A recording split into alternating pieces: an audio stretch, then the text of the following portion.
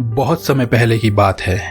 एक बहुत बड़ा समुद्र था और उस समुद्र में कई समुद्री जीव रहते थे। उसी समुद्र से थोड़ी दूर पर एक कुआं था और उस कुएं में एक बड़ा मेंढक रहता था। उसका उसी कुएं में जन्म हुआ था, इसलिए वह उससे बाहर कहीं नहीं गया था।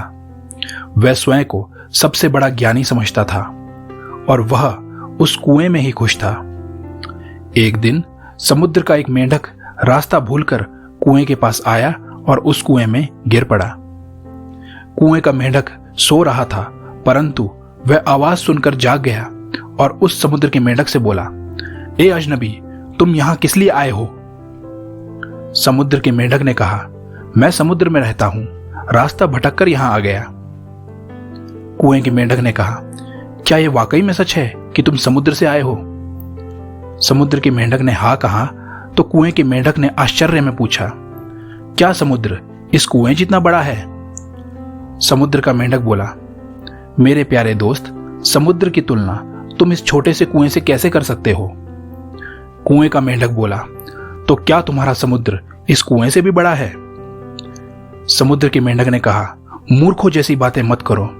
समुद्र की तुलना इस कुएं से कैसे हो सकती है? तुम्हारे इस कुएं से तो कई हजार गुना बड़ा है हमारा समुद्र। कुएं का मेंढक इस उत्तर को सह नहीं सका। उसे लगता था कि उसका कुआं ही सबसे बड़ा है। समुद्र से आया मेंढक अब उसे बुरा लगने लगा। कुएं का मेंढक गुस्से से बोला, तुम बहुत बड़े झूठे हो। तुम अपने आप को महान समझ रहे हो। तुम्हारा समुद्र मेरे कुएं से बड़ा नहीं हो सकता। समुद्र के मेंढक ने कहा, ऐसा इसलिए क्योंकि तुमने अभी तक समुद्र को नहीं देखा है और तुम्हें समुद्र के बारे में भी ज्ञान नहीं है। मेरे साथ चलो, मैं तुम्हें दिखाता हूं। कुएं का मेंढक बोला, मैं तुम्हारी बातों में नहीं फंसने वाला। मैं अच्छी तरह से जानता हूं कि तुम मुझे समुद्र में छोड़कर इस कुएं का राजा बनना चाहते हो। मैं सब जानता हूं, इसलिए अब तुम यहां से तुरंत चले जाओ। कुएं के मेंढक की बातें सुनकर समुद्री मेंढक बहुत दुखी हुआ। फिर उसने निर्णय लिया कि अब इस अज्ञानी को कुछ नहीं बताएगा और बिना कुछ बोले वह कुएं से बाहर निकल गया। इस दुनिया में हम सभी को हर एक का दृष्टिकोण अच्छी तरह से समझ लेना चाहिए, उसके बाद ही किसी नतीजे पर पहुंचना चाहिए।